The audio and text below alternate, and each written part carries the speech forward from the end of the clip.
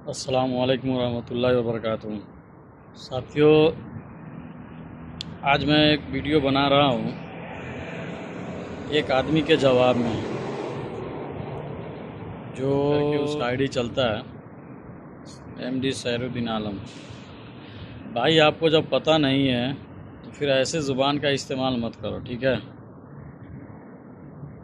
आप लोग जब मोबाइल से इसे जानोगे तो हर एक भाई को और हर एक अपने घर वालों को ही दुश्मन पाओगे।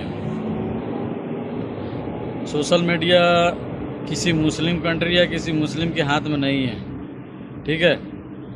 बस आपके लिए जानकारी के लिए बता दूं कि इसमें सऊदी अरबिया कोई हाथ नहीं है। और रही बात, आपने कहा है कि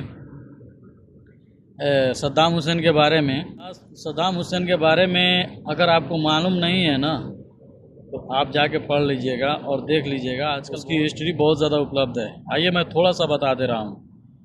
सद्दाम हुसैन 28 अप्रैल 1937 को पैदा हुआ है इराक में। एक गांव का नाम है तकरीब, एक का इराक में वो पैदा हुआ है।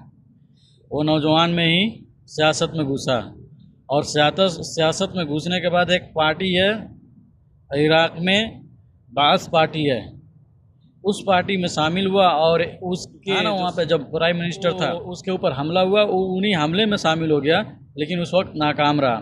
उसकी वजह से उस इराक से भी निकाल दिया गया था। कुछ दिन वो मिस्र में रहा।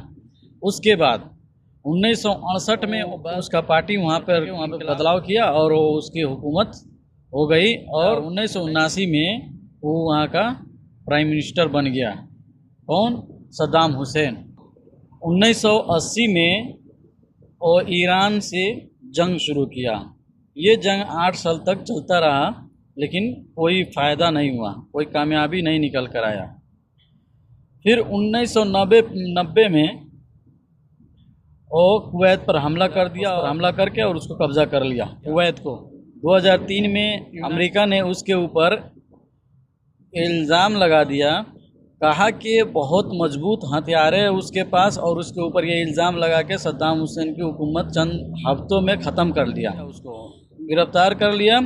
फिर 5 नवंबर 2006 में उसे सजाए मौत सुनाई गई, और 30 दिसंबर 2006 को फांसी दी गई। उसको ऑपरेशन रेड डाउन कहा जाता है, यह ऑपरेशन था। क्या हम यहाँ पे सवाल करते हैं, क्या मुस्लिम ममालिक उसमें शामिल था? तो वाज़ेह तौर पर शामिल नहीं था। याद कर लीजिए, शामिल नहीं था मुस्लिम ममालिक। हाँ, कुछ ऐसे मुस्लिम ममालिक था जो अमेरिका को सपोर्ट तो नहीं किया था, बल्कि कुछ चीज़ में हेल्प किया था। आइए मैं उसको पढ़ के आपको सुनाता हूँ कौन कौन था। वो ऐसी एक कमेटी का नाम है जिनमें ये 57 मुल्क शामिल हैं। तो 57 मुल्क शामिल है, तो 57 मुल्क में कुछ मुल्क था जो अमेरिका को हेल्प किया था, और नहीं करता तो क्या करता, वो हमला करने की वजह से उसका किया था। चलो देखते हैं। शुरू में अमेरिकी फ़ौज को ज़मीनी रास्ता दिया तुर्की ने, लेकिन पूरा मुकम्मल तरह से नहीं दिया। फिर अल अदीद करके कतर में फ़ौजी एयरबेस है, उन्होंने दिया। फिर इराक के लिए लंचिंग पॉइंट कुवैत है, तो उसको भी अमेरिका ने अपने कब्ज़े में किया था। फिर बहरीन में भी हुआ था। कुछ लॉजिस्टिक सहूलतें एमिरेट्स ने भी दिया था, ठीक है, यूएई दिया था, उसको दिया था। लेकिन ओआईसी में मुखालिफत, उसकी खिलाफ करने वाला कौन था? तो सऊदी अरबिया था, उसकी मुखालिफत करने वाला ईरान था, मलेशिया था, पाकिस्तान था, ठीक है।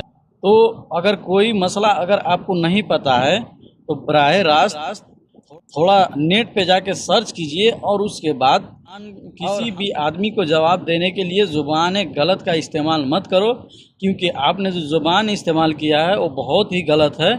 मैं चाहता तो यहाँ पर आपको गाली दे सकता था, मैं चाहता तो आपको कुछ बुरा भला कह सकता था, लेकिन नहीं, मेरी परवरिश वो नहीं हुई है कि मैं आपको उस तरह से बोलूँ। आपका वीडियो भी मैं देखता हूँ, उसमें कोई ये नहीं है, ठीक है। तो आप समझ लीजिए कि इसमें मुस्लिम कंट्री में जो मैं नाम लिया हूँ वही लोग शामिल है, लेकिन सऊदी अरबिया के बारे में जो बोला था, सऊदी अरबिया ने उसकी मुखालिफत किया था। सबसे पहले उन्होंने ही अमेरिका की मुखालिफत किया था सद्दाम हुसैन के बारे में। और रही बात है कि मुसलमान ही का दुश्मन है, तो किसके घर में किससे दुश्मनी नहीं है। एक देश है तो दूसरे देश के लिए दुश्मनी है, एक भाई है तो दूसरे भाई के लिए दुश्मन है, एक बाप है तो दूसरे बेटे के लिए दुश्मन है। हाईलाइट सोशल मीडिया हमारे हाथ में नहीं है, सोशल मीडिया उन्हीं लोग के हाथ में है जो उसको हाईलाइट कर देता है। अभी ईरान सिर्फ क्या लगता है, ईरान सिर्फ अरब कंट्री पे ही हमला कर रहा है, इजराइल और अमेरिका पे भी तो कर रहा है, लेकिन वो दिखाया नहीं जाता है क्योंकि सोशल मीडिया उसके हाथ में है। तो इसलिए मेरे भाई मैं आपको एक नसीहत करता हूँ, जब भी आप किसी के बात का जवाब दे तो ज़ुबान अच्छा इस्तेमाल करें। और मैं अल्लाह रब्बुल आलमीन से दुआ करता हूँ कि जो आदमी भटक गए हैं, अल्लाह रब्बुल आलमीन तो उसको सीधे राह से बुला दे।